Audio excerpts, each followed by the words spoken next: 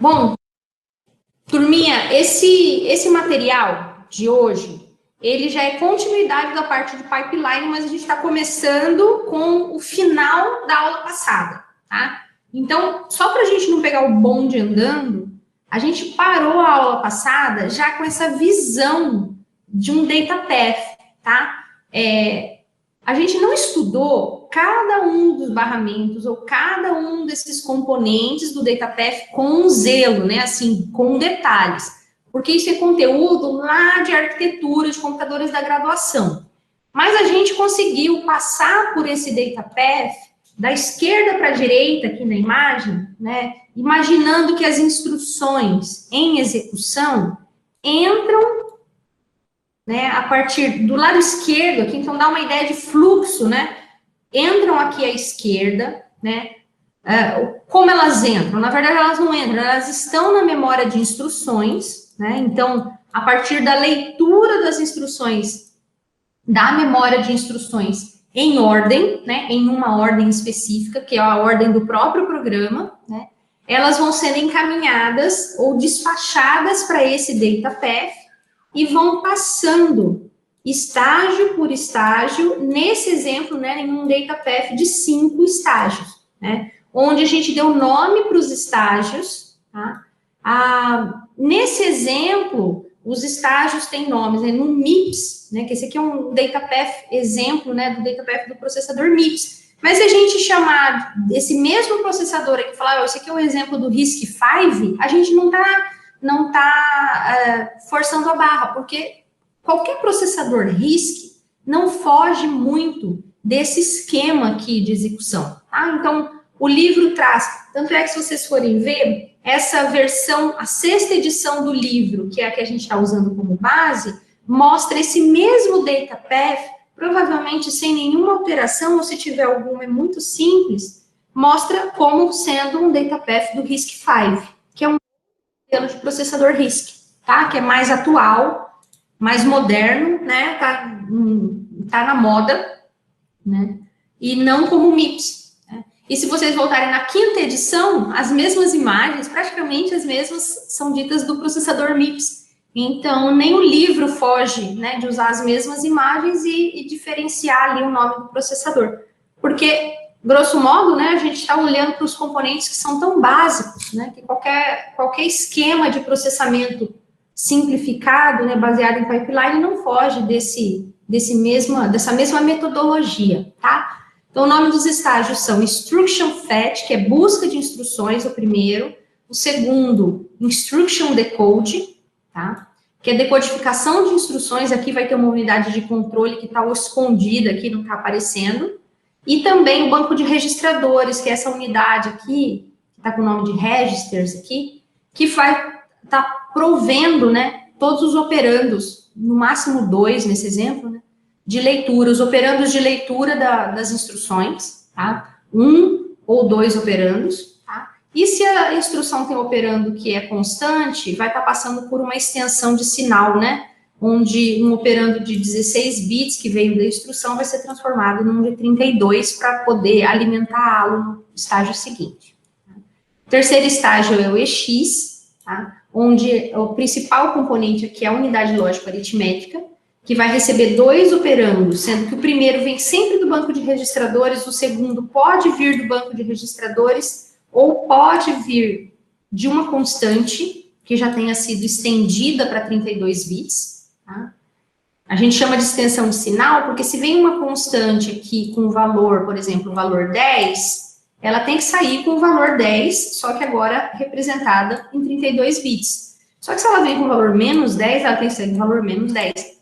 Então, quando a gente, para fazer a extensão de um valor negativo, o que a gente tem que fazer é estender considerando o bit de sinal, tá? Faz uma extensão considerando que o número é negativo, tá? Isso que é chamado de extensão de sinal. E esse valor passaria a ser um operando da ALO também, para algumas instruções que precisam manipular constantes, tá? Também no estágio EX e em paralelo com a ALO, tem um somador, não precisa ser uma ALO completa, pode ser um somador menorzinho, né? Que a ALO faz várias operações, né? Dentre elas a soma. Se você separar só uma parte de soma, Aqui em cima está sendo usado para fazer a soma de algo que está vindo desde o PC lá atrás, ó, PC mais 4, está sendo encaminhado aqui para fazer cálculo de endereço de desvio. Tá? Se a instrução que está nesse ponto aqui é um desvio, essa operação que está acontecendo aqui em cima, ela é útil. Tá? E se a instrução que está nesse estágio não é um desvio, a operação que está acontecendo aqui nesse bloquinho em amarelo que eu estou rabiscando, ela é inútil. Ela vai acontecer, mas ela não vai ser utilizada. Tá? Quarto estágio, estágio de uso de memória, tá? Aqui é memória de dados, então tem instruções do tipo load e suas variações, né? Store e suas variações, que acessam memória. Tá? Então a gente precisa de um endereço para acessar a memória, que já foi calculado pela ALO no estágio anterior. E a gente precisa, no caso das instruções que vão escrever na memória, a gente precisa saber já o dado, né? Que vai ser escrito na memória, que veio lá do banco de registradores em algum momento. Tá? Foi lido lá no banco de registradores. Escreve na memória, se for um store, e lê da memória se for um load. Tá? E se a instrução não é nem um load, nem um store, nesse estágio, as instruções que não são load e stores, elas ficam um ciclo sem fazer nenhuma atividade. É um ciclo perdido para add, para sub, para instruções lógicas, tá? Branches e qualquer outra instrução que não usa memória. Mas elas não podem adiantar, já que é um pipeline, né, elas têm que ficar esperando, porque tem outras instruções aqui e aqui. Então, elas não podem ir para frente, elas têm que ficar nesse lugar esperando o momento de ir para frente.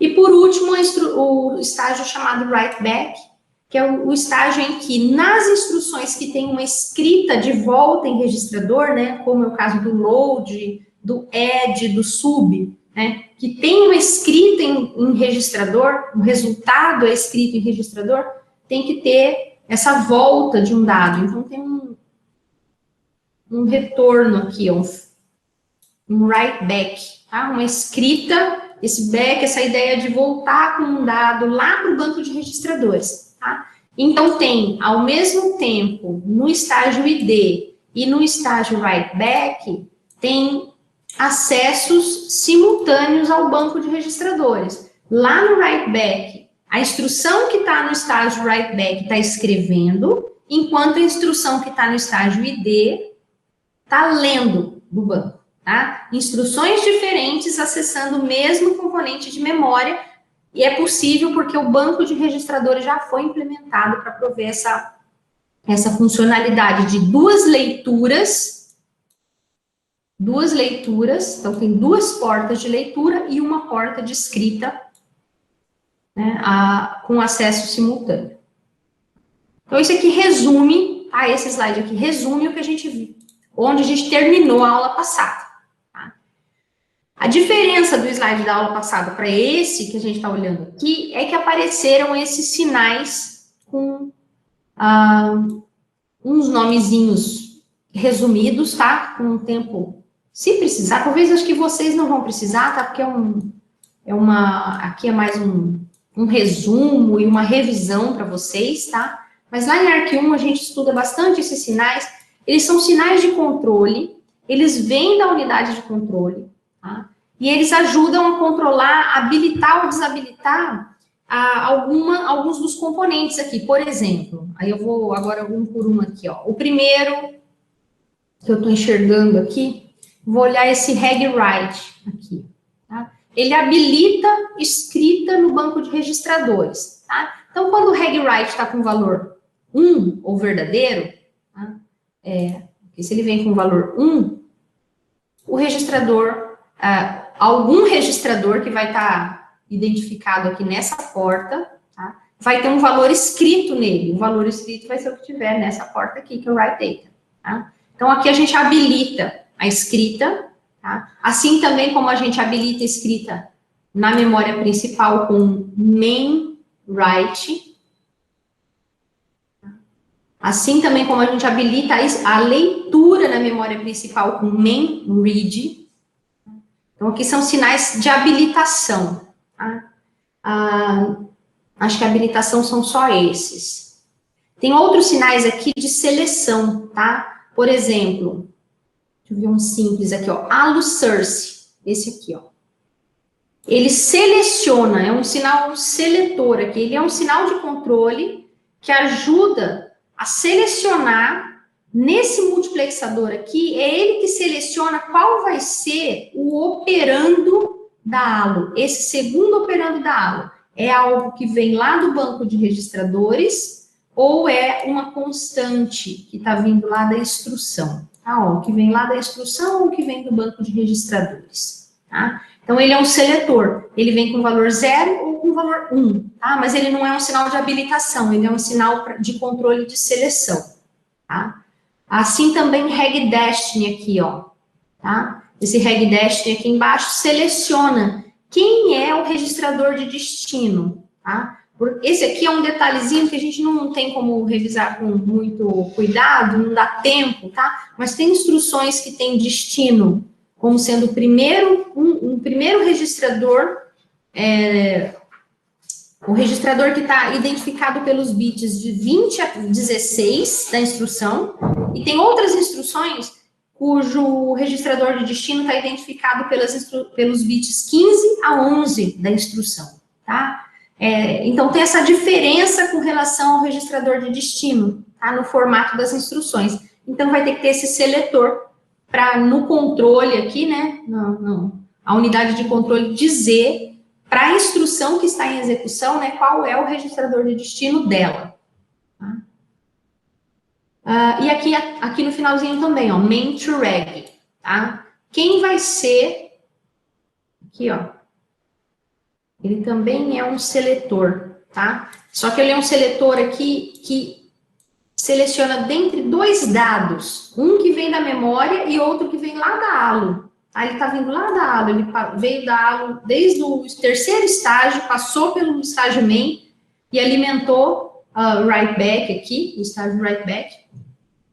Quem é o dado que vai ser escrito no banco? É um dado que veio da memória ou é um dado que veio da ALO? Né? Então, main to reg igual a 1 significa o dado que vai para o registrador veio da memória. Então, main to reg igual a 1 é o que veio da memória. Main to reg igual a 0 é o que veio da ALO. Então, tem sinais aqui que a gente teria que, para entender exatamente cada sinalzinho desses e como que a unidade de controle faria para decidir o valor de cada um deles, né? A gente teria que estudar os formatos das instruções, o que cada uma das instruções faz e, principalmente, né, os bits das instruções, exatamente como que eles são organizados. Tá? Parece uma tarefa super difícil, mas nos processadores RISC, isso não é tão difícil porque as instruções têm 32 bits, tá? Elas têm exatamente 32 bits, né? Ele, de vez em quando ele não quer fazer quadrados, não pode juntar as linhas. Elas têm exatamente 32 bits e elas têm 3 formatos apenas, tá? Então, nós não vamos falar dos formatos agora, porque é muito detalhezinho para pouco tempo, tá? Mas se são só 3 formatos e todos os formatos têm o mesmo tamanho, parece bastante regular para a gente poder entender que um controle não é nada tão difícil. Então, é uma unidade de controle. Aqui a gente não vai abrir a unidade de controle nesse slide, mas uma unidade de controle é uma lógica combinacional que a gente faria mediante uma tabela verdade grandinha, porque tem um monte de sinais de saída e vários sinais de entrada. Tá? É uma baita de uma tabela verdade, mas que tem uma lógica combinacional simples, tá? E a gente conseguiria implementar, você vê que a gente conseguiria implementar um processador, tá? Baixo nível, a gente conseguiria um projeto lógico do processador sabendo implementar todo o banco de registradores, desde o primeiro ano de graduação, a gente sabe, lá em sistemas digitais, né, implementar baixo nível, um banco de registradores, uma unidade lógico-aritmética, no final de sistemas digitais ou começo de arquitetura 1, a gente implementa a unidade lógico-aritmética simplificada, a gente implementa em sistemas digitais multiplexadores, a gente implementa somadores. Só que a gente implementa isso tudo separado, né? A gente estuda algumas tecnologias de implementação de cache, né? Em Arc1, revisamos isso esse ano, né? Um pouquinho sobre barramento, embora barramento para a gente podem ser só fios, né? muito simplificados aqui. Só que quando a gente imagina unir tudo isso aqui e fazer isso tudo aqui funcionar, precisa de um grande controle, né? Precisa de uma unidade que controle tudo isso. Essa unidade, chamada de unidade de controle, é uma lógica combinacional que também não é tão complicada assim de se implementar. Então, se a gente tivesse tempo, se a gente tivesse a intenção de fazer isso, e a gente tivesse pelo menos umas 3, 4 aulas, a gente conseguiria implementar esse processador bit a bit, tá? Componente por componente, bit a bit, slide por slide, e no final, se a gente quisesse imprimir, seria uma tela grandona, tá? Cheia de portas, mas onde a gente implementou tudo isso passo a passo, tá? Inclusive com os flip-flops que implementam aqui as memórias, porque a gente lá em sistemas digitais, a gente também sabe fazer flip-flops que implementam memórias aqui, tá? Então, esse tipo de data path aqui une tudo que a gente viu em sistemas digitais, tudo que a gente viu em Arc1, e agora introduz o que a gente está falando de pipeline, né? É uma lógica que permite agora a gente começar a tirar desempenho disso aqui, melhorar desempenho disso aqui, né? Extrair mais desempenho desse tipo de lógica que a gente conseguiu até esse momento, tá? Então, a partir daqui que a gente está tentando agora tentar entender como ganhar em desempenho, tá? Vamos lá. Então, eu não gosto muito de textos ali, prefiro as imagens, tá? Aquele pipeline cheio de detalhes, eu só resumi aqui, ó, em IF, ID, na verdade, melhor. Estágio IF tá aqui, ó. Como se fosse aqui. Aqui tá o estágio IF, aqui tá o estágio ID, aqui tá o estágio X, main e WB sem os componentes desenhados, para não confundi-los, tá? Aqui está o registrador que existe entre IF e ID. Aqui está o registrador que existe entre ID e EX. Aqui está o EX main e aqui está o main WB. Então, a gente precisa de 4 registradores de pipeline, tá? Que são os registradores de pipeline? Eles são unidades de armazenamento, tá? Como registradores, que guardam todas as informações produzidas no estágio. No final de um ciclo, elas são gravadas nesse registrador, porque na mudança de um ciclo para o próximo ciclo, outra instrução vai ocupar as unidades funcionais desse estágio e vão produzir novos dados. Aí, a própria instrução que estava no estágio IF vai para o estágio ID. Então, busca os valores que ela mesma produziu no ciclo anterior para ocupar no ciclo seguinte, tá? Então, colocar valores de tempo aqui, ó. Imagine no tempo t igual a 1, a instrução add tá aqui. Sei lá, ela produziu determinados resultados que, na verdade, a própria instrução foi lida da memória. O que ela produziu, que é a própria leitura dela na memória, né? Os bits que a representam na memória foram gravados aqui nesse registrador. Esse ciclo, né, referente ao tempo t igual a 1, terminou. No tempo t igual a 2, não é mais o add que está aqui. Quem está sendo lido da memória agora é um sub, por exemplo, é a próxima instrução. E o add passou... Opa, coloquei um B aqui. O add passou a estar sendo executado agora aqui. Então, ele precisa das informações que ele mesmo produziu no ciclo referente ao t igual a 1. Então, ele busca nesse registrador os dados que ele mesmo produziu. Tá? O que ele produzir no t igual a 2, ele grava aqui. Para que no t igual a 3,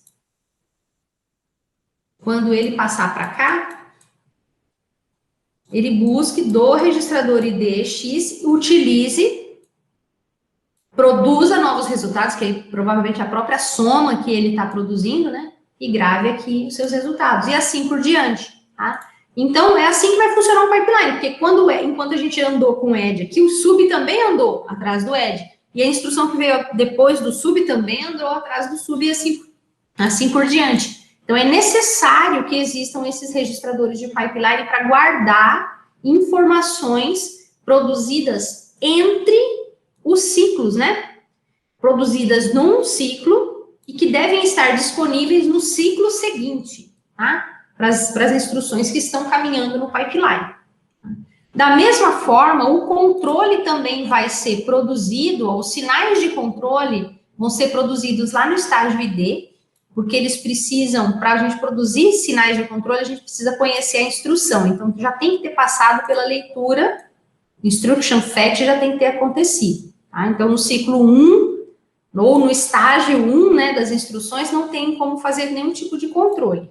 Tá? Mas no estágio 2, os bits da instrução entram como entrada, o campo OP, ó, aqueles 6 bits do campo, é que talvez alguns de vocês se lembram, mas nem todos, né, tem um campo chamado campo OP, do MIPS, que é um campo código de operação de 6 bits, que é responsável por identificar as instruções, né, todas as instruções do conjunto de instruções. Então, esse campo de 6 bits é a entrada para os nossos sinais de controle. Tem um controle de 2 níveis aqui para as instruções de lógica aritméticas, mas a gente pode omitir esse fato agora, né? Por enquanto, só entender que entram bits aqui de entrada, que vem da própria instrução, e a unidade de controle, que é uma lógica combinacional, depois de decodificar esses 6 bits, emite determinados sinais de controle, que são aqueles sinaizinhos vermelhinhos que a gente viu no data path anterior. Emite todos esses sinais de controle, né, que vão, né, ser gravados também nos registradores de pipeline. Alguns vão ser consumidos, né, vão ser utilizados no próximo estágio. Mas outros, eles vão passar para os estágios seguintes, ó. Então, alguns vão simplesmente passar para os estágios seguintes e vão ser consumidos ciclos à frente, ó. Esses aqui vão ser consumidos no estágio main, outros ainda vão passar para o estágio WB e assim por diante, até que todos eles tenham sido úteis, tá?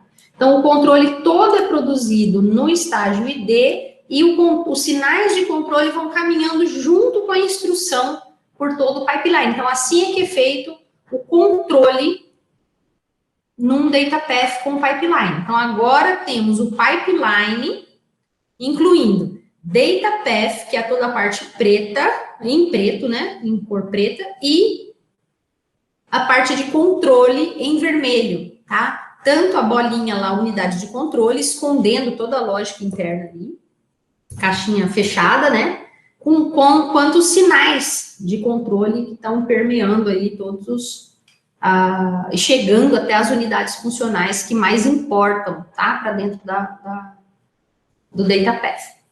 Tá? Então, aqui é a nossa foto do nosso pipeline final. Tá? É sobre esse pipeline MIPS que a gente praticamente trabalha em ARC1 e até o final da disciplina, às vezes em ARC2 também. Tá? Mas o que interessa disso aqui pra gente, né? Embora tenha sido um resumão, estamos aqui faz uma aula e pouco já revisando para deixar todos vocês mais ou menos no mesmo nível, porque agora eu preciso ir adiante, né? Para que eu tô falando tudo isso? A gente vai omitir essa parte de controle, tá? A gente não tem interesse nesse nível de detalhamento. Eu vou voltar várias vezes a um data path bem mais simples, tá? Porque a gente não tá com tanto interesse no hardware, eu não quero ver no nível de hardware isso aqui.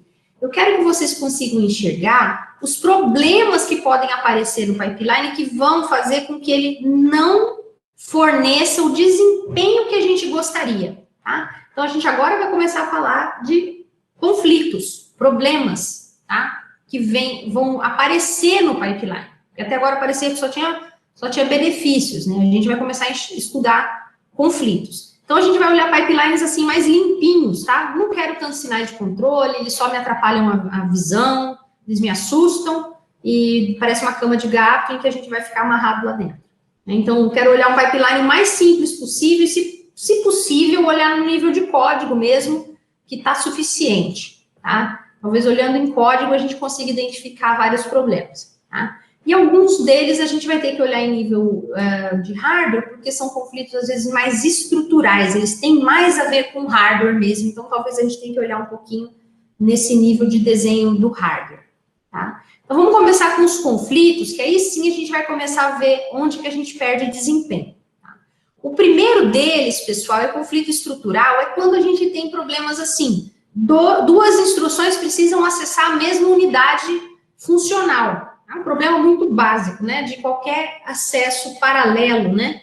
Então, se eu tenho uma instrução, eu quero uma instrução ED, por exemplo, aqui, entrando, acessando memória de instruções. Tá? Se eu não tivesse separado memória de instruções e memória de dados, a memória de instruções estaria sendo usada pelo ED, ou a memória, se eu não tivesse separado, eu só teria uma memória. Essa memória estaria sendo usada pelo ED, eu não poderia ter nenhuma outra instrução acessando memória no estágio main.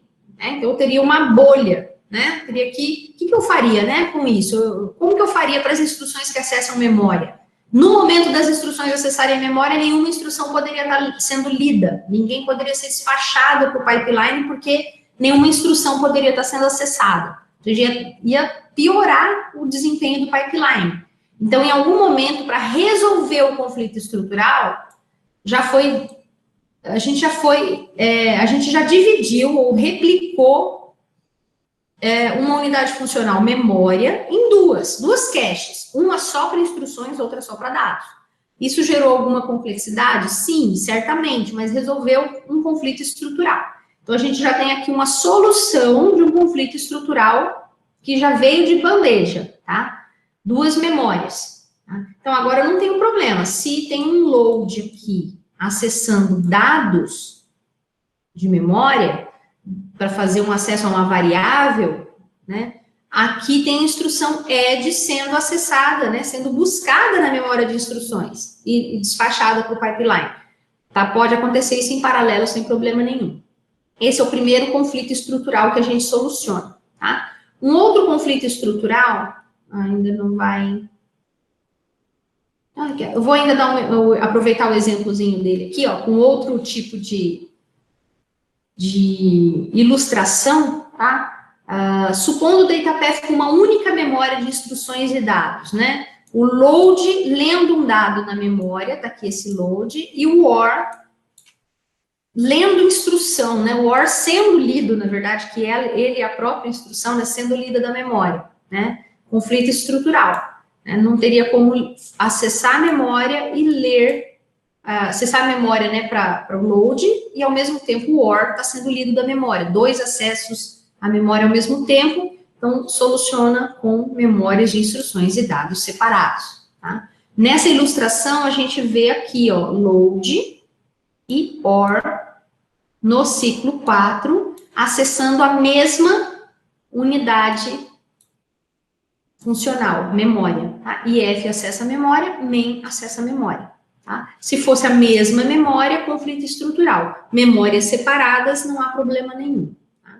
Então, esse é um conflito estrutural. Outro conflito estrutural, esse é mais interessante, é pelo banco de registradores. Tá? Olha esse código aqui, ó. Estou falando que a gente, aos poucos, vai saindo daquele datapath, vai olhando mais código, tá? Só que vocês não podem esquecer que esse código está rodando dentro daquele datapath, então tem um certo paralelismo acontecendo aqui, tá? Tá todo mundo dentro do pipeline.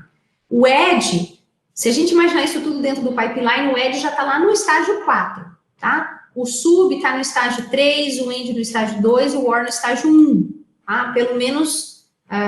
Estou supondo que pelo menos esses 4 ciclos aqui já aconteceram, tá? Mas você está olhando todos os 8 ciclos aqui, se você quiser. Tá? Ou seja, você olhou todo o tempo aqui de entrada e saída das instruções, caso a gente precise analisar, tá? Nessa visão onde a gente consegue olhar todo o tempo correndo, tá?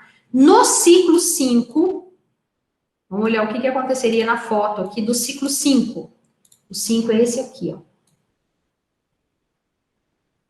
No ciclo 5, ED está escrevendo no conjunto de registradores, esse aqui, ó, escrevendo no conjunto de registradores, e o OR está lendo do banco de registradores, tá? Se a gente fosse olhar no datapath aqui, ó, só para localizá-los aqui no desenho, seria a instrução que está mais adiantada aqui, Opa, desculpa, não, tá no 5, né? A instrução que está mais adiantada, que é o add, né? Aqui, e a outra instrução aqui. Nem lembro qual é a outra ali, acho que é OR, né? Qual que é o problema? Essa daqui quer escrever num registrador, essa daqui quer ler em registrador, tá? Vamos olhar esse conflito. Add está mais adiantada, OR está lá no estágio ID. Conflito estrutural no uso do conjunto de registradores. Como que a gente soluciona? Existem portas de leitura usadas apenas em ID e portas de escrita usadas apenas em WB. Essa pergunta aqui foi feita, se não me engano, pelo Gabriel na aula passada. Tá? E eu falei que a gente ia ter essa resposta no slide nessa aula de hoje. Tá? Reparem que a escrita vai ser feita na primeira metade do ciclo, para garantir que primeiro se escreve um dado e que depois, na segunda metade do ciclo, o dado lido está disponível. Porque mesmo que sejam os mesmos registradores escritos e lidos, né, a gente garante corretude na informação, tá? Nesse exemplo, o L está escrevendo no registrador 1 e o OR não está lendo no registrador 1. Tá? Então, não é um caso onde ele está escrevendo e lendo no mesmo registrador. Mas mesmo que fosse, essa solução dada aqui, ó, de escrita na primeira metade do ciclo e leitura na segunda metade do ciclo, já resolveria esse tipo de conflito também, tá? Que não é um conflito estrutural só, ele é um conflito de dados também, que a gente vai ver em seguida. Então, isso aqui é um conflito estrutural já solucionado também, tá? Já está solucionado no DataPath que a gente viu, porque a gente tem portas de leitura e escrita que funcionam em paralelo. Tá? Então, esse conflito estrutural que a gente está apresentando, ele já está solucionado, a gente não precisa se preocupar. Então, na realidade, a gente apresentou 2 conflitos estruturais e ambos já estão solucionados no DataPath que a gente viu, tá? Qual é o problema de conflitos estruturais? Se a gente tentar incluir uma instrução nova, vamos supor que eu invente uma instrução aqui, ou coloque uma instrução que não está no conjunto de instruções, né? Implemente uma instrução X que tenha determinadas características e nesse DataPath.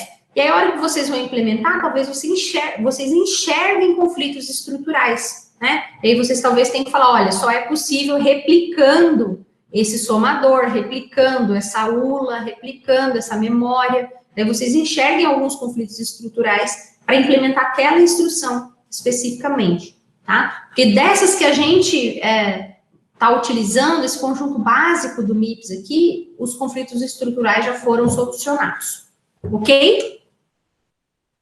Com relação aos conflitos estruturais, pessoal, tranquilo? Deu para entender a ideia? Tranquilo, professora. Tranquilo? E a gente vai entrar nos que importam mais agora, que são os de dados.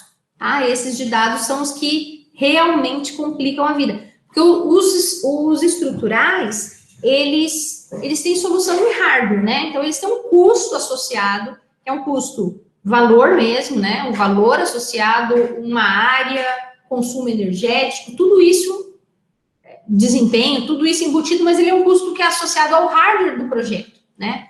Agora, quando a gente fala em conflitos de dados, isso tem a ver com o software, com a forma como o software chega para aquele hardware, né? Porque às vezes a forma como o software chega pode trazer mais ou menos conflitos e resolver o mesmo problema do software, ou seja, o programa é o mesmo, mas às vezes o compilador pode ajudar ou não a resolver os conflitos, tá?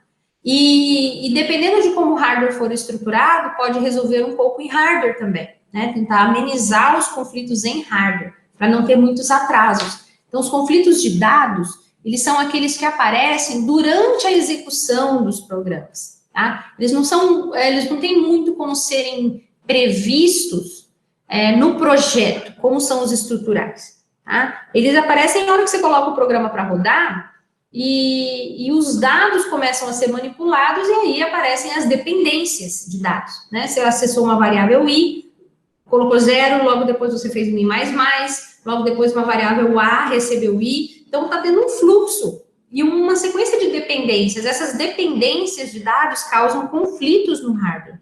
As instruções que estão no pipeline começam a criar, a ter dependências entre elas. tá? É algo super natural com relação ao programa, né? Então, como que o hardware vai lidar com isso para não ter muita perda de desempenho, né? Então, conflitos de dados ocorrem quando uma instrução precisa do resultado de outra instrução anterior. Esse anterior significa anterior no código, né? Ou seja, no despacho ali dentro do pipeline, ela já aconteceu antes, né? E que ainda está em execução no pipeline. Ou seja, uma instrução que já entrou no pipeline antes dela e que ainda está em execução, ainda não terminou. Tá? Isso é um conflito. Motivo: o pipeline altera a ordem dos acessos aos operandos em relação à execução sem pipeline. Vamos tentar entender isso aqui na prática, tá? Então, existem algumas soluções, nós vamos ver essas três aqui, tá? Forwarding, ou bypassing aqui, solução em hardware, tá? Stall é a solução mais simples, né? Deixa atrasar, né? Segura as instruções que não podem avançar, né? Deixa elas atrasadas mesmo, segura elas no pipeline até que elas possam avançar, até que elas tenham os dados que elas precisam para avançar. Escalonamento de código é mexer na ordem das instruções, né? Geralmente isso é feito em compilador, né? Ou existe, né, escalonamento de código em hardware também, mas muito mais complicado de entender.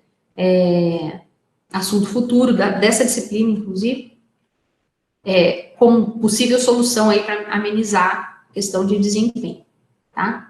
Que é execução fora de ordem, né? Deixar o programa executar fora de ordem. É uma coisa que parece impossível, mas a gente vai estudar no próximo tópico, execução fora de ordem e o programa funcionar. Botar o programa como se fosse embaralhar todas as instruções, jogar todo mundo dentro do hardware para funcionar em paralelo e garantir que no final o programa esteja funcionando. Tá? E é assim que funciona na prática, os programas.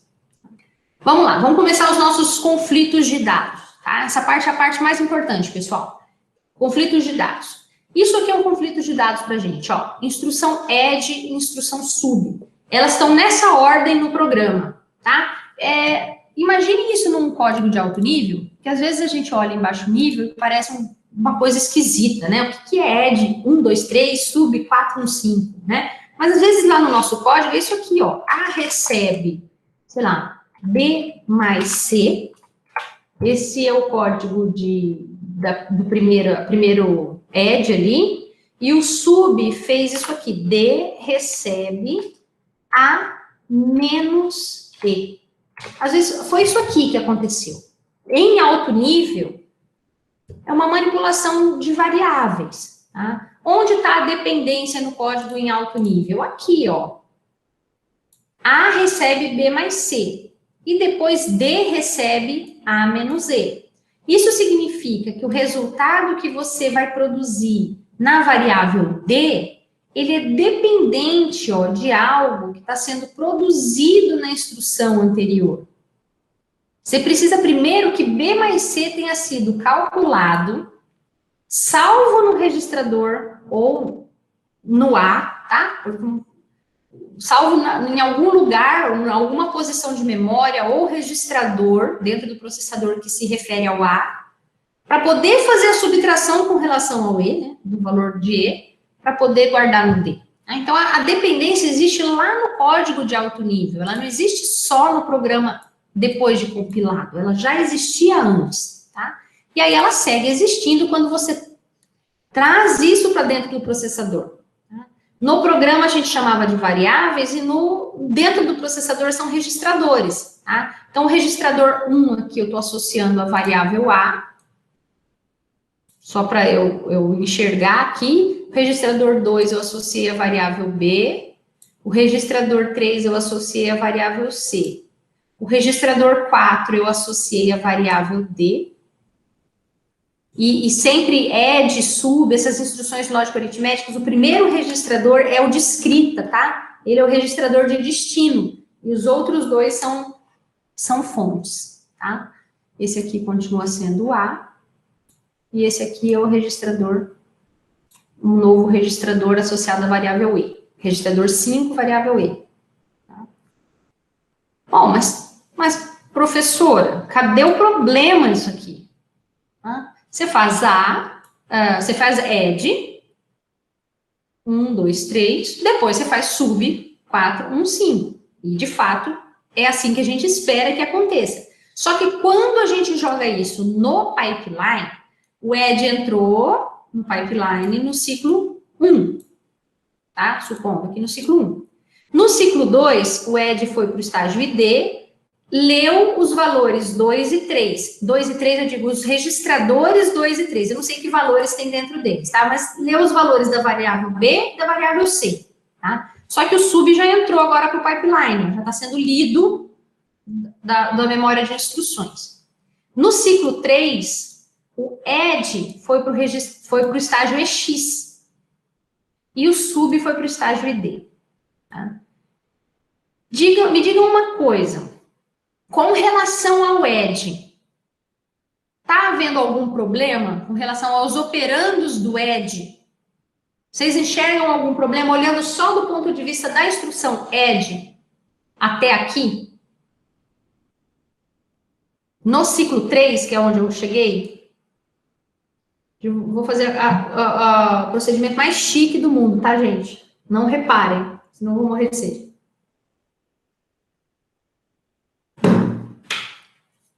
Alguém está vendo algum problema com relação ao add? Ele tem os seus operandos, ele pode fazer, no estágio EX, ele está fazendo a operação, né? A soma. Tem algum problema ou não? Não. Ele pode executar normalmente, foi o que o Gabriel disse. Parece que para o add não tem problema nenhum. O que está acontecendo no estágio 3 com relação ao sub? O que vocês acham? O sub está decompondo instrução boa e mais alguma coisa. Tem duas operações importantes que acontecem no estágio ID. Uma é a decodificação, que gera os sinais de controle, lendo os operandos. O Gabriel acabou de falar. Na leitura de operandos, o sub está lendo quais operandos? O A e o E. O A e o E. Com relação ao E, é o registrador 5, tá tudo bem. Porque ele não apareceu na operação anterior, eu estou supondo, tá? Que não tenha problema com ele nas instruções que não estão aparecendo nesse código aqui, né? As que estão acima. Mas com relação ao A, vocês concordam que ele está lendo um valor antigo do A? Ele não está lendo o valor que o A deveria ter. Tá? Então, aqui é o problema. Ó. Achamos o momento em que o problema ocorre. No pipeline, na execução em pipeline. Ou seja, ó, resumindo, sem pipeline, ok, não tem problema com o pipeline. Qual é o problema? Na leitura dos operandos, estágio ID, a instrução sub lê o valor antigo da variável A ou do registrador. Vou colocar o registrador 1, tá? Que é o que está no código do baixo nível. Esse é o problema causado aí nisso que a gente está chamando de conflito de dados. Tá? A partir daí, tá um problemão, porque o sub vai calcular uma operação errada, ó. O add segue feliz, né? Nem sabe que causou um problema, né? Segue lindo. Aí o add vai fazer a operação dele tranquilinho. Vai terminar. O sub, daí para frente, ó, depois que ele leu os operandos dele incorretamente, na verdade ele leu um correto e um incorreto, tá? O que está incorreto é o registrador 1. Se ninguém fizer nada a respeito, né, ele segue fazendo ó, as operações, a operação de subtração feita aqui no estágio EX, uma subtração errada. Depois ele não faz nada nesse estágio main aqui, mas guarda esse resultado que ele calculou, passa para frente. E depois no estágio WB ele escreve no registrador 4. O registrador 4 vai ficar incorreto. A partir daí, ó, nesse momento, pessoal, na verdade o registrador, nesse estágio 5, o registrador 1 ficou correto, tá? O add fez tudo bonitinho. Lá na frente ele escreveu no registrador 1 corretamente. Então, quem sai errado não é o registrador 1. O registrador 1 está errado durante o processo aqui, ó, em que o sub usou ele antes da hora, tá? Mas o registrador 1 sai bonitinho, porque o add termina corretamente. Quem vai sair com valor incorreto e não vai ser corrigido é o 4. Registrador 4, ou seja, o D vai sair errado. A variável D. E todo mundo que depender dela, porque se depois nesse código, de qualquer outra operação que depender do D, no código em alto nível, ou que depender do registrador 4 no código em baixo nível, vai estar com valor inconsistente, errado. O programa vai estar errado. Isso é inconcebível, né, para a computação. A gente não pode ter um hardware que te devolve operação errada. O código em alto nível correto, ou seja, o programador fez o papel dele correto e o hardware está incorreto. Então, isso aqui não pode acontecer. A gente vai ter que solucionar isso em hardware ou em software, tá? Primeiro, eu tenho que saber se vocês entenderam o problema antes da gente solucionar. Porque a solução depois não é difícil. Mas o problema, às vezes, confunde. Tá? Pode imprimir, não tem problema. Entenderam o problema? Entenderam, né? Legal, beleza. Quem fez ARC1, identificou tantos conflitos de dados que eu falava assim, com o pessoal de ARC1, quem fez ARC1 comigo, teve hora que eu falava, gente, a gente tem que procurar um psicólogo, porque a gente já tá tão bom a gente já tá vendo conflitos, assim, demais, né? A gente pegava um código com 5, 6 instruções e a gente achava 15 conflitos de dados entre eles, né? A gente vai fazer muito isso quando a gente estiver fazendo a execução fora de ordem, né? A gente vai ter que identificar conflitos entre as instruções, né? Na verdade, as dependências de dados dentro dos nossos códigos alto nível, elas acontecem muito, né? Porque os códigos são muito dependentes. E isso atrapalha muito, né, na execução. Então, a gente tem que estar muito atento. Tem muito atento mesmo para entender as soluções. Antes de passar para uma possível solução em hardware, vou perguntar só o seguinte para vocês. Ó, eu vou digitar aqui esse mesmo código. Vou pensar na solução mais simplesinha. Ela pode ser implementada em software, pode ser implementada em hardware. Ou seja, ela só vai ter um problema assim, de desempenho. Ela vai ter um desempenho muito ruim quando você olhar o programa como um todo. Tá? Porque ela vai causar muitos atrasos. Mas, se eu só pensar em separar essas instruções suficientemente, né, só dar atrasos suficientes para garantir que o add escreva o dado e a tempo do sub ler os dados corretamente, né, eu já estou solucionando o problema. Tá? Então, somente separar as instruções já é uma solução possível, tá? Em hardware ou em software. Então, eu vou dizer o seguinte, colocar stalls entre essas instruções já é uma solução. Eu posso usar a palavra NOP, que é No Operation, tá? Geralmente, tá, pessoal, assim, só para fins didáticos mesmo. Às vezes eu coloco NOP, quando eu estou pensando assim, se eu fosse o compilador, né? Como compilador, eu colocaria NOP entre as instruções. Tá?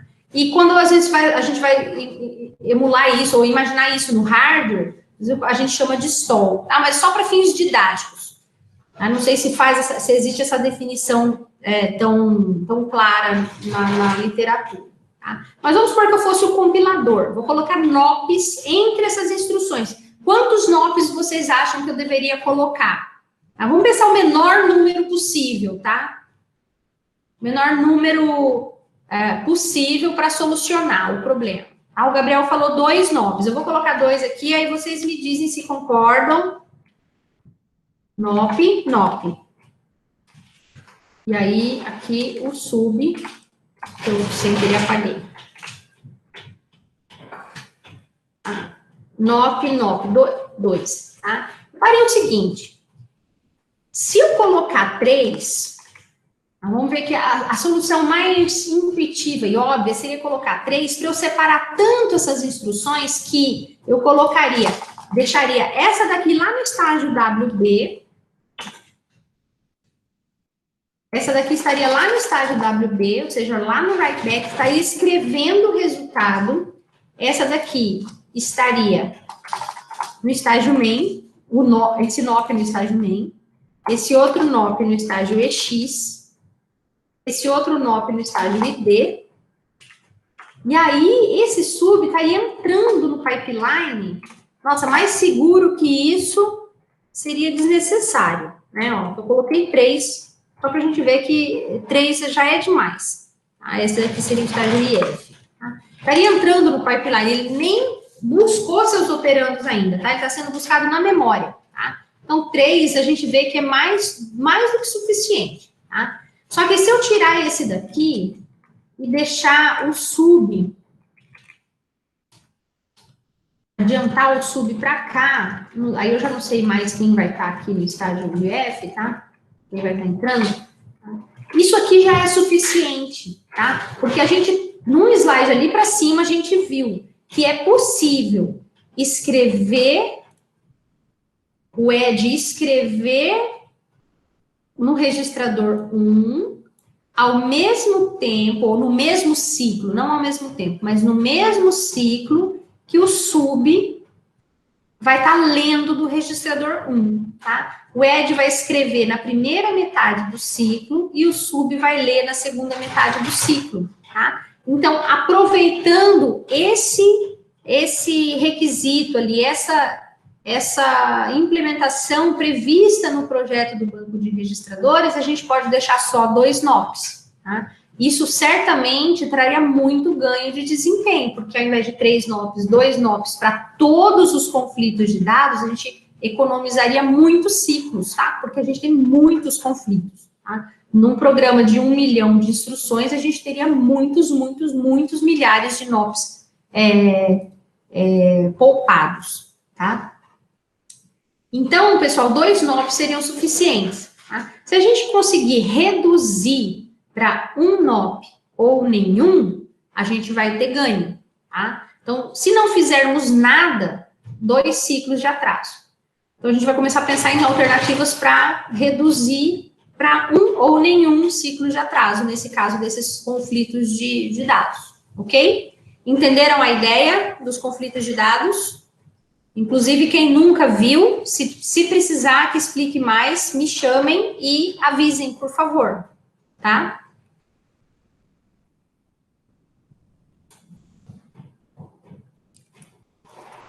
O mecanismo de correção, pessoal, em hardware, eu vou explicar para vocês aqui, sem explicar por texto, tá? Vou tentar no próprio desenho, vamos ver se eu consigo, não, esse desenho não tá legal.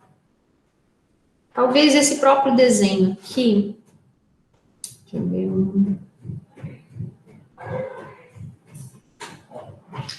vou tentar nesse próprio desenho aqui, depois eu mostro um outro desenho no próprio slide do forward, tá?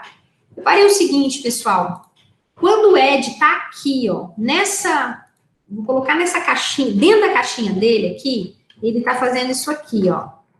Ele está fazendo, eu vou colocar em alto nível, B mais C. Vai ficar mais intuitivo ainda. Ele está fazendo a operação B mais C.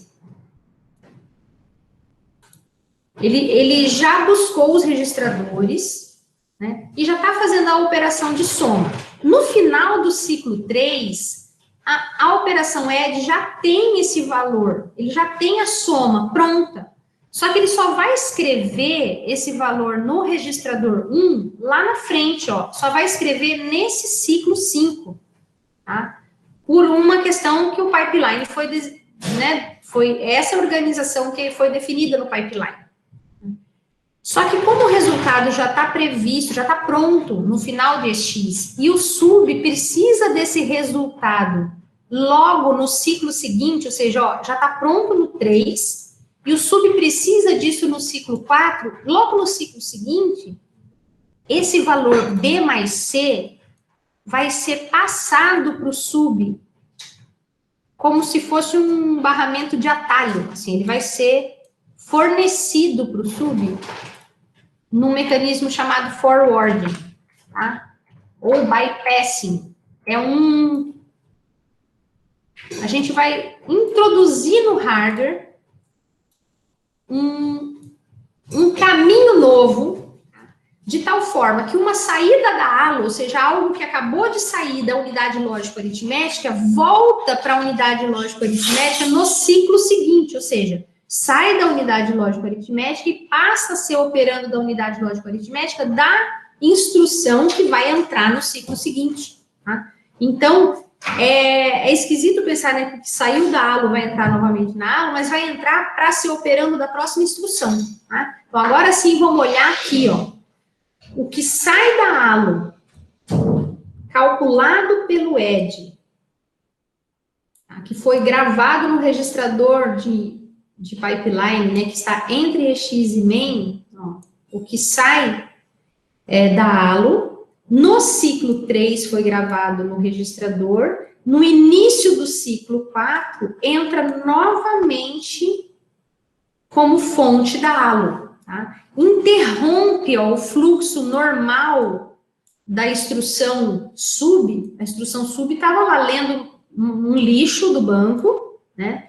O outro operando estava correto, mas esse operando primeiro aqui, né, estava incorreto. Tá? A gente tem que interromper esse fluxo que estava errado e jogar para esse mesmo barramento ali, que é o operando da ALO ali, o primeiro operando da ALO, o valor correto, tá? Substituir o valor incorreto pelo valor correto e alimentá-lo aqui como primeiro fonte da ALO. Poderia ser o segundo, tá? Se fosse esse operando aqui, o conflituoso, né?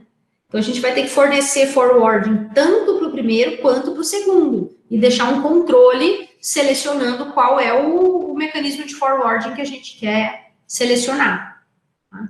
Então, tem que entender, primeiro, nesse nível lógico, que o forwarding é necessário e que ele faz. Depois, nesse nível esquemático, aqui um pouco mais alto nível. E, por último, nesse nível de hardware, que é aqui, ó, unidade de forwarding. Aqui parece outra cama de gato, né? Que joga, ele recebe um monte de informações, porque, afinal de contas, é uma lógica complexa aqui, para identificar se tem necessidade de fazer forward, né? Ele tem que ver se tem conflito entre as instruções que estão aqui, aqui e aqui. Tá? Então, ele tem... Deixa eu ver se tem mais aqui... Não, acho que são essas três mesmo, tá? Ele tem que olhar um rangezinho de instruções, né? Um conjuntinho de instruções que está dentro do pipeline e ver quais que estão conflitando, né? Para decidir o que fazer com relação ao mecanismo de forwarding de quem está aqui na ALO, tá? Por isso que ele está localizado no EX, tá? Ele tem que fornecer os operandos corretos para a ALO. Então, esse data path, a gente não vai precisar dele, tá? É só para a gente entender o mecanismo de forwarding, mas a gente não vai precisar desse nível de detalhes, não. Mas reparem que agora a gente tem na ALO várias possibilidades, tá? Pode ter dado tudo certo e os dois operandos terem vindo lá do banco de registradores com nenhum conflito. Pode ser que o primeiro registrador não tenha tido conflito, o segundo tenha tido conflito, então tenha vindo por forwarding. Pode ser o contrário, né? Pode ser que o primeiro tenha tido forwarding, o segundo tenha vindo do banco de registradores, e pode ser o pior caso. Nenhum dos dois registradores aqui, da fonte da ALO, estavam corretos no banco e ambos vieram por forwarding, tá? Por outras instruções que tiveram conflito. Tá? Então, a gente introduziu uma lógica ainda um pouquinho mais complexa, mas grosso modo aqui é simplesmente dar opções para os operandos da ALO. Agora, eles não vêm sempre do banco, eles podem vir do banco ou eles podem ter vindo de atalhos, de dados produzidos, né, pelas instruções que já passaram aqui no pipeline e que ainda não chegaram no último estágio. Tá? Esse é o mecanismo de forwarding, mas eu quero que a gente fique num estágio onde a gente consiga trabalhar mais no nível de código. Deixa eu responder a pergunta e dar um exemplozinho de código aqui para a gente exercitar. Professor, o forwarding ocorre do estágio main para o EX? A nomenclatura muda bastante, assim, deixa eu tirar essa daqui. Ó, a nomenclatura pode mudar, você pode falar, eu costumo usar essa nomenclatura, ó, de main para EX, é essa daqui que a gente está vendo na tela, tá? Mas existe a que a gente vai ver em seguida, que é do estágio, segue sendo do estágio main para EX, mas precisou de uma bolha, tá? Então ainda é do estágio main para EX, mas não veio direto, a gente ainda vai precisar colocar uma bolha. E tem uma outra que é do WB para EX, tá? A gente não viu nenhuma ainda aqui, então,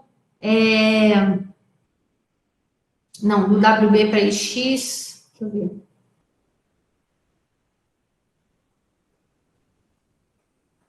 Não, do WB para EX, não. Tem duas que a gente pode... Não sei se, eu não sei se você está me perguntando, Gabriel, porque tem nomenclaturas assim, ó. Tem gente que usa essa daqui, eu já inclusive usei, não sei, então a gente pode definir isso entre nós. Eu já usei EX para essa daqui, sabe? Simplesmente para dizer que veio um dado que veio de EX e vai de novo para EX, para diferenciar dessa daqui, que a gente vai ver em seguida, que vai de main para EX. Tá? Só para o aluno ficar um pouquinho, ele conseguir diferenciar essas duas. Mas não existe nos livros essa nomenclatura. Eu mesmo que defini, assim, eu que defino, às vezes, nos exercícios, para o aluno diferenciar entre essas duas, sabe? Eu não sei se é a nomenclatura que você está perguntando ou não. Se você quiser perguntar melhor, fica à vontade, tá? Porque eu já usei. Pode falar. Desculpa interromper, só queria esclarecer a minha pergunta. Talvez eu não tenha deixado tão claro no texto, mas para ver se eu entendi corretamente, o resultado que sai de EX, daquele edge, por exemplo, ele é escrito nos registradores de pipeline, passa-se o ciclo e aí o forwarding ocorre dali direto para o estágio EX, que agora estaria executando o sub. Então, ele é como se a gente deixasse o estágio anterior, né, de instruction decode, ler o registrador 1 errado, e aí a gente só seleciona ele no EX. Exato. Isso que você falou. Exatamente. Você deixa ele ler errado no ID. Quando a instrução entra no estágio EX, a gente seleciona na ALO. Você vê, ó, o dado foi lido incorretamente aqui, ó. Foi lido incorretamente no banco, por exemplo, veio por aqui, chegou aqui um dado incorreto, tá? Vamos supor que aqui seja um sub que leu um valor, isso aqui é um valor incorreto no banco, tá? Como que a gente vai barrar esse valor incorreto? A gente só vai conseguir barrar fazendo com que a instrução que tem o valor correto, aí eu vou supor que a instrução seja o add, aí é que está a nomenclatura, ó. O add já está no estágio main, por isso que às vezes a gente chama de forwarding de main para EX, tá? Porque vem de main, ó, de alguém que está no estágio main para alguém que está no estágio EX, tá? Então, por isso de main para EX, tá? Aí, o que significa de main para EX aqui, ó? Significa que o dado que o add produziu tem que substituir esse barramento aqui. Mas a gente não tem como substituir barramento. Não existe como a gente sobrepor um barramento. Então, o que a gente tem que fazer? Tem que jogar o dado incorreto no multiplexador, mas jogar o dado correto também no multiplexador. Vamos supor que ele veio por aqui. Tá? Ele está vindo lá da unidade de forwarding ou de algum outro lugar, tá? Que veio lá do main. Eu não sei se eu escolhi o barramento correto aqui. Ele tem que alimentar o multiplexador e fazer com que o seletor, e o seletor veio lá da unidade de forwarding, selecione o azulzinho para passar para cá. Então, a gente não tem como fazer o que aquele desenho aqui mostra, que é como se a gente substituísse direto no barramento. Isso não existe, né? Um barramento substituir o valor no outro. Não tem como sobrepor. Mas a gente tem como jogar o errado e o correto no multiplexador, e o controle do multiplexador selecionar o correto.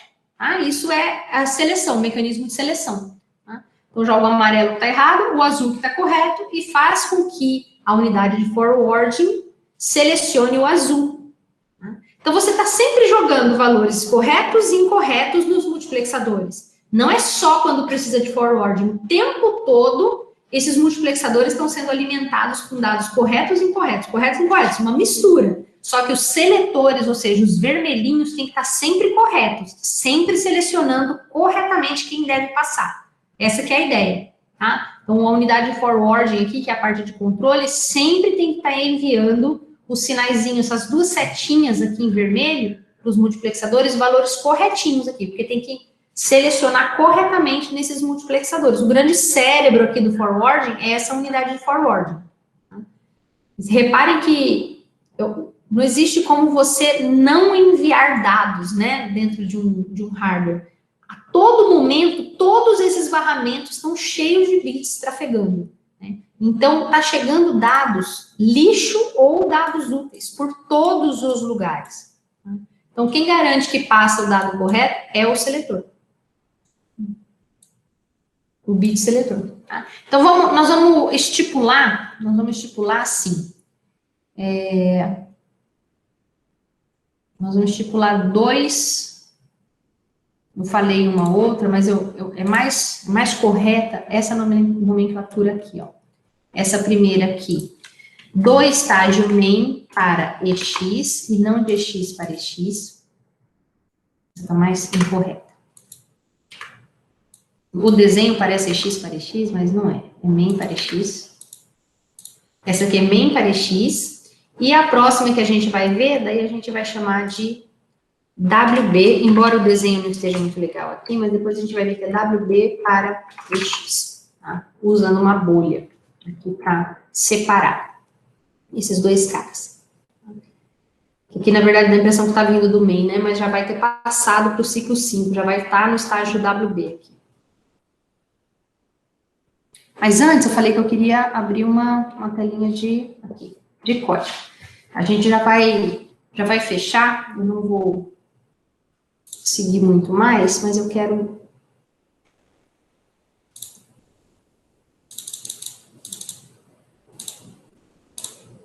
Vou colocar um código aqui.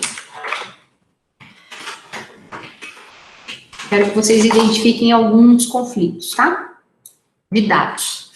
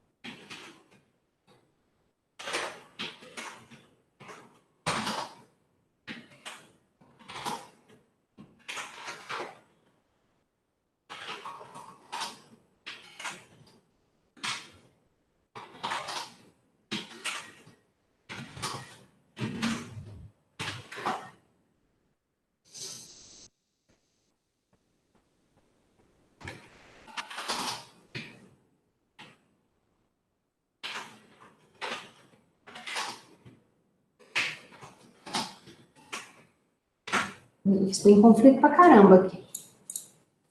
Pessoal, olhando essas cinco linhas de código, esse trechinho de 5 instruções em linguagem de montagem, ó, soma, subtração ou load, que é carga de um... Opa, meu load tá errado, tá? O formato. Peraí. Load não tem 3 registradores, o load tem constante aqui. E um registrador aqui. Vou colocar o 4 para atrapalhar. Acho que agora sim. Soma, subtração ou lógico, load, que é carga de um dado que está na memória no endereço 100 mais um valor guardado no registrador 4. Né? Então, calcula o endereço de memória usando o que está no 4 mais um deslocamento 100. Guarda esse valor lido no registrador 5. E, por último, faz um end. Tá? Só que eu criei uma sequência de código aí com várias dependências E eu quero que vocês citem as dependências, mais ou menos no seguinte formato, tá? Assim, ó. Dependências não, conflitos, tá? Vamos listar os problemas, tá? Conflito entre add e sub pelo registrador. Vou citar o primeiro já, tá? Pelo registrador 1. Esse é o primeiro conflito. Aí, qual que é o objetivo? A gente vai citar os conflitos primeiro, tá? E a gente vai citar as soluções, tá? Para resolver esses conflitos, tá? Então, vamos primeiro os conflitos. Entre add e sub pelo registrador 1. Notei um já. Eu vou marcando em cor, porque fica fácil da gente identificar se precisar falar. Registrador 1, reparem, ó. Não dá tempo do registrador 1 ser escrito, né, com o resultado da soma, o registrador 1 já vai estar sendo lido pelo sub, né? E a subtração vai estar sendo feita com valor errado. Considerando o pipeline de 5 estágios que a gente acabou de estudar. Não tem ordem para os conflitos, tá? Mas vão falando aí para mim. Aí, à medida que vocês forem falando alguns, vou selecionando e colocando aqui na tela e nós vamos resolvendo todos eles em sequência. Mesmo que depois a solução de um, às vezes, já soluciona outro, sabe? Às vezes a gente pode ser que otimize as soluções aqui, tá? É um conflito de leitura pós-escrita entre sub e or, pelo registrador 2, tá? O Gabriel citou um termo aqui, que a gente ainda não definiu, que é leitura após escrita, tá? É o termo oficial mesmo desse tipo de conflito, que chama read after write. Ou seja, a gente está fazendo aqui um read no registrador, nesse caso aqui é sub or, né? Registrador 2 do or, after write, depois de ter feito uma escrita no registrador 2. Esse é o termo correto, tá? Do tipo de conflito. Isso aqui, mais para frente, nos slides, quando a gente entrar na execução fora de ordem, a gente define tipos de conflito, né? Read after write, write after read e write after write, com calma depois, e todos vão conhecer esses termos também, tá? Por enquanto, como eu não defini nos slides aqui, eu vou deixar só conflito entre sub e or pelo registrador 2, desculpa, pelo registrador 2. Aí eu vou marcar ele só com outra cor aqui. Esse 2 aqui com esse 2 aqui. Beleza. Tem mais, muitos mais. Próximo. Tá vendo, gente? Vamos bancar o psicólogo. Vamos só achar os conflitos aqui. Entre load e end.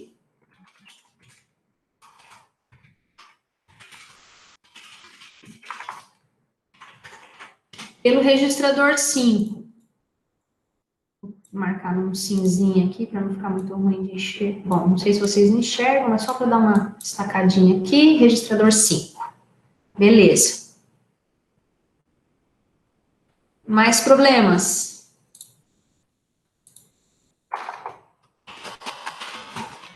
Pelo menos, mais 3. And e or. Add e or. Pelo registrador 1. Vamos ver. Entre add e or pelo registrador 1. Então, aí, ó, vamos começar a destacar, ó. Vou até marcar em amarelinho também, porque é pelo mesmo registrador 1. Repare o seguinte, ó, entre add e sub pelo registrador 1, foi notado o conflito logo de cara, né? Que foi exatamente o exemplo que a gente estudou nos slides anteriores. Mas agora apareceu, ó, add e or, também pelo registrador 1. Eles estão um pouquinho distantes, né? Porque tem o sub no meio, mas ainda não estão suficientemente distantes para não ter o conflito, tá? Então, isso é um problema. O add, vamos colocar do ponto de vista do OR, né? O OR vai estar lendo o registrador 1 quando o add estiver lá parado naquele estágio main, sem fazer nada, mas ele já calculou a soma e não escreveu ainda no banco, tá? Então, o OR ele vai ler resultado errado, tá? Então, é conflito sim. Add e OR pelo registrador 1 é conflito. Aí aqui o Charles falou OR e load. OR e load pelo registrador 4 também. OR e load pelo registrador 4. Vou marcar esse de azul. OR, registrador 4, é escrita no OR. E load, no load, o registrador 4 é leitura. Então, é problema, sim. Tá? Sub, deixa eu ver, o sub escreveu no 2, não tem mais problema. E o end, registrador 4, vamos ver.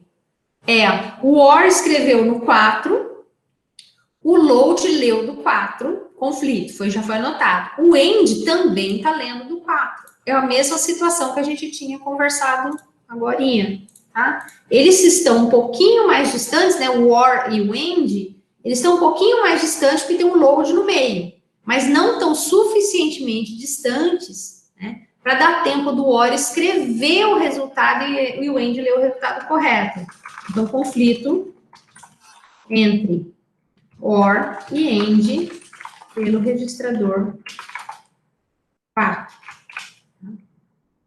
Todos esses conflitos que estão listados aqui são conflitos de dados, tá? São conflitos de dados, todos eles são conflitos de dados do tipo read after write, como citou o Gabriel, mas para ficar mais resumidinho, vou deixar assim mais sucinto, tá? A anotação. Vamos ver se tem mais, acho que não, né? Registrador 1, citei vários aqui, 2, ok. O 4, é fácil fazer isso olhando todas as escritas, tá? Sempre o problema é o foco nas escritas, né? Então, você olha, escreveu no 1, olha todo mundo que leu no 1.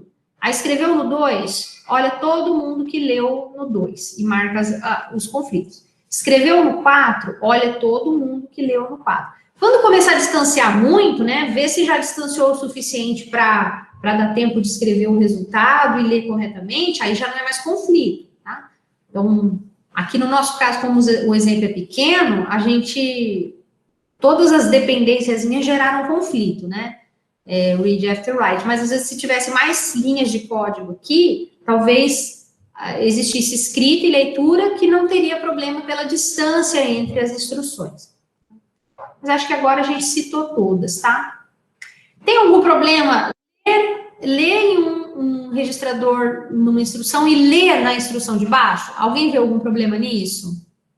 Ler em duas, em sequência? Não parece, né? Ter problema. Leituras em sequência, leituras encadeadas, não há problema, tá? Ler, exemplo, ó, entre add e sub pelo registrador 2, não tem problema, ó, o add leu no registrador 2 e o sub vem atrás e escreve no 2. Problema algum. Então, ler antes de escrever não é problema. O problema é sempre escrever antes de ler, tá? Porque essa ordem tem que ser mantida, escrita antes da leitura. O pipeline, ele nem sempre garante essa ordem, né?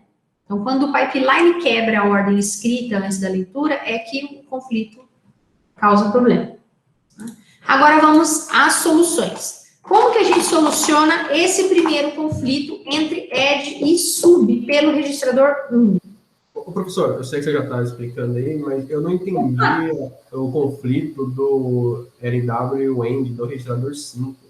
Ah, sim, vamos lá. O load, ele faz o seguinte, é que tem que entender exatamente como o load trabalha, né? Falei muito por alto.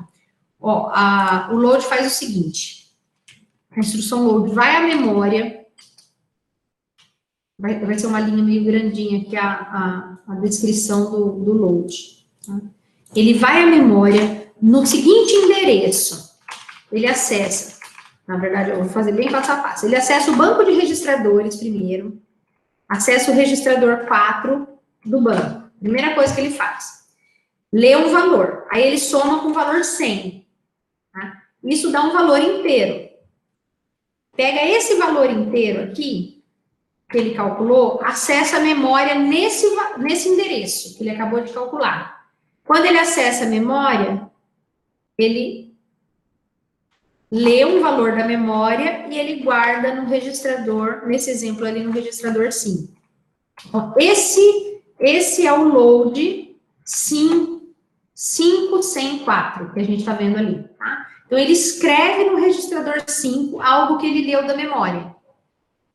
O endereço de memória que ele leu é que ele calcula usando toda essa continha aqui, tá? Usando o registrador 4 e mais a constante 100.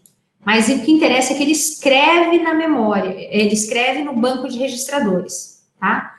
Logo na linha de baixo, o end lê do banco de registradores, tá? Então, é um conflito que a gente ainda, na hora que a gente for solucionar ele aqui, a gente vai ver um detalhezinho, a solução dele é um pouquinho diferente da solução dos outros, tá? A gente não viu nem a teoria ainda. Mas o problema é exatamente o mesmo. O load faz escrita no registrador 5 e o end faz leitura. Então, o problema é exatamente igual ao do add, do sub, do or, tá? Entendeu a ideia?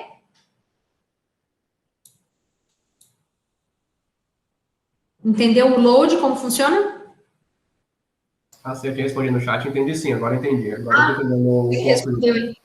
Beleza. É que às vezes a instrução não estava clara, né, para você. Agora vamos solucionar. A primeira solução, pessoal, aliás, acho que todas elas serão solucionadas por forwarding. Ó, se a gente não tivesse forwarding, pessoal, ia ser colocando NOPs aqui, tá? E assim, talvez não fosse necessário nem tantos NOPs, porque às vezes o NOP que você coloca para uma instrução soluciona o de outra, tá? Vou fazer bem rapidinho esse dos NOPs, só para a gente ver que, de repente, ó, o NOP que eu colocasse aqui, ó, 2 NOPs para solucionar o conflito entre o add e o sub, já resolveria aquele entre add e or, porque já separaria, né, entre add e or. Né?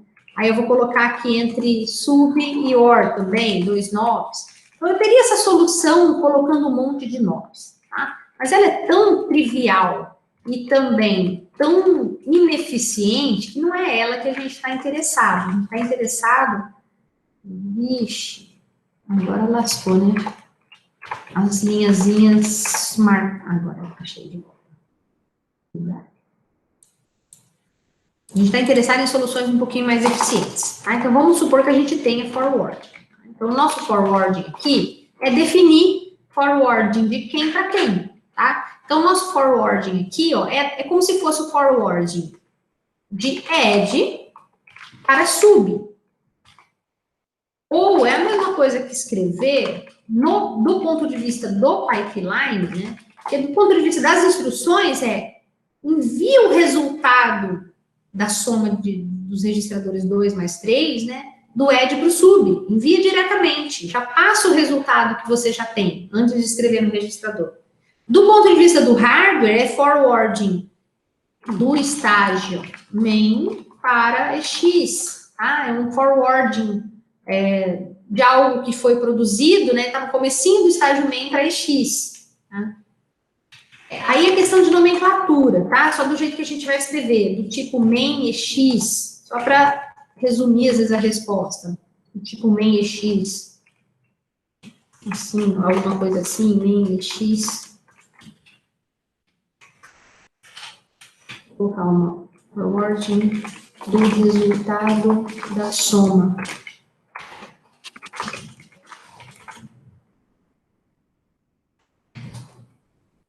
Nesse caso aqui, para o primeiro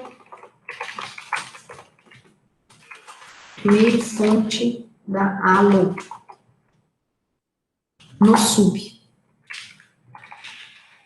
Algo assim, tá? Isso é uma resposta resumida, mas completa, tá? De uma solução do add para o sub, sem necessidade de NOP, sem necessidade de nada, desde que exista o hardware para fazer isso. Então, é forwarding do resultado da soma, calculado pelo ED, para o primeiro fonte da ALO no sub, tá? Que é um forwarding main barra EX, ou main para EX, main tracinho EX, acho que qualquer coisa assim. O segundo, ó, do sub para o OR, é um forwarding do resultado da subtração, calculada pelo sub. O sub calcula o que está no registrador 1 menos o que está no registrador 4 e passa isso para o OR como segundo fonte da ALO, porque é o registrador 2, né, o segundo fonte da ALO. Segundo fonte da ALO no OR. Também é algo do tipo main barra EX, ou main tracinho EX.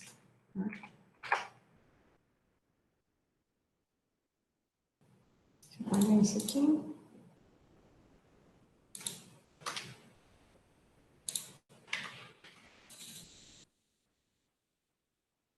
Todos esses, pessoal, vão ser solucionados de forma muito similar, exceto esse aqui, ó.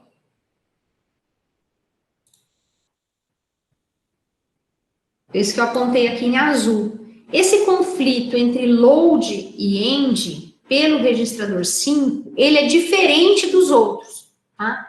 Então, depois vocês podem completar esse exemplo, na hora que vocês forem rever esse vídeo, né? Para todos os outros conflitos, add, or e load, or e end, usando o que a gente viu antes. Mas esse daqui, ó, conflito entre load e end, vamos parar um pouquinho nele, eu quero que vocês vejam a diferença dele para os outros. Por que que ele não é igual aos demais? Ou a solução, o conflito em si é igual, tá? O problema é o mesmo, mas a solução não parece ser a mesma. Vamos ver se vocês sozinhos me dizem a resposta. Se vocês conseguem me identificar o problema e a gente fecha.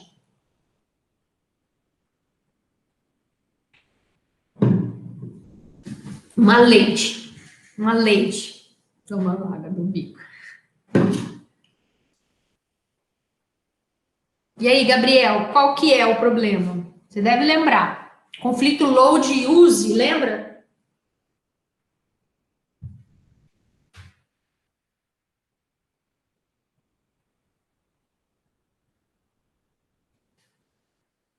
Não lembra? Olha só, na verdade, o único problema é que o load é diferente de uma instrução lógico-aritmética. As lógico-aritméticas produzem os resultados lá na ULA, né? Na unidade lógico-aritmética, ou ALO, né? O load, ele vai produzir o seu resultado no estágio main. Ele produz o seu resultado um ciclo para frente ainda. Então, o que vai acontecer é o seguinte, ó. Esse aqui é um conflito do tipo load e use, tá? Ele é exatamente um exemplo do que a gente está precisando ali para completar o nosso exercício, tá? Só com outros dados. O load produz o resultado dele lá no estágio main. Aqui, ó. Nesse exemplo aqui, no ciclo 4, é que o load vai estar com o dado lido da memória. Ele só consegue produzir o seu resultado, né, quando ele vai à memória e consegue pegar o dado que ele vai escrever no registrador no ciclo 5. Então, ele só pode fazer forward no final do ciclo 4, começo do ciclo 5. Tá? Então, as instruções lógico-aritméticas conseguiam fazer do 3 para o 4. O load só vai conseguir fazer do 4 para o 5. Então, mesmo que a gente tenha forwarding... Aquele ali ficou cheio de vermelhinho, assustou, né? Ó, mesmo que a gente tenha forwarding, tá? Do load para qualquer outra instrução que dependa do resultado do load, a gente ainda vai ter que incluir uma bolha. É inevitável a gente ainda ter que dar um atrasozinho, porque a gente vai ter que jogar do comecinho, vai ter que ser nessa divisão aqui, ó. A setinha vermelhinha aqui, essa linhazinha vermelhinha, tá ruim, a impressão que sai logo da memória, né? Mas ela não sai, ela sai do registrador que separa main e WB, ela sai do registrador, né, e volta para ALO. Tá? Então, é um forwarding WB barra EX. Tá? A gente precisa pegar algo que está no comecinho do estágio WB, que foi produzido no final do 4 e gravado no registrador de pipeline, então no comecinho do 5, e passar para alguém que estava precisando, né, ou que está no seu terceiro estágio, tá? De alguém que está no 5º estágio, passando para alguém que está no seu terceiro estágio, tá? Não falar de ciclos em si, porque ciclos mudam, né, mas o ciclo vai passando adiante, mas no 5º estágio do load, passando para alguém que está no terceiro estágio, tá? Então, alguém que está no WB, passando para alguém que está no EX, tá? Então, aqui já estava previsto, tá? É que esse monte de linhas aqui, a gente não vai ficar separando aqui desse novelo, linha por linha, mas já está previsto de main WB, que tá aqui, ó. Esse não tá tão difícil porque só tem uma. Tá? Aqui, deixa eu ver. Aqui manda para forwarding aqui e tem um lugar que vai alimentar aqui, ó. Ai, gente, é muita linha, né, ó. Ao mesmo tempo que isso aqui está indo lá para escrever no banco, isso aqui também está alimentando esse MUX e esse MUX. Então, ele também pode voltar para a ALO, tá? Então, alguma coisa que está lá no WB, um dado que está lá no WB, pode alimentar a ALO. Tá? Ou seja, alguém que está aqui nesse estágio, está começando no estágio WB, pode alimentar a ALO de alguém que estava dependendo daquele dado, tá? Antes mesmo do dado ser escrito no banco. Porque, afinal de contas, a instrução já passou pelo banco, então não adianta mais esperar ela escrever no banco, ela já passou. A gente precisa usar forwarding. Tá? Então, só que precisou dar essa bolha, precisou criar esse espaço entre elas aqui. Nesse exemplo tem um add, né? Mas e se não tivesse uma instrução entre elas? Tá? Daí teria que dar um nop. Então, aqui, pessoal, só para a gente fechar o nosso exemplo aqui, esse nosso conflito aqui,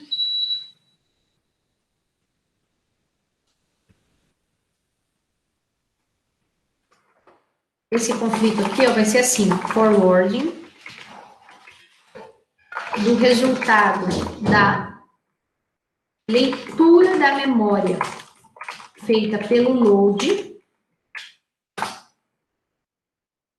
para o primeiro fonte talo no end. Tá? Só que aí vai ser do tipo WB/EX.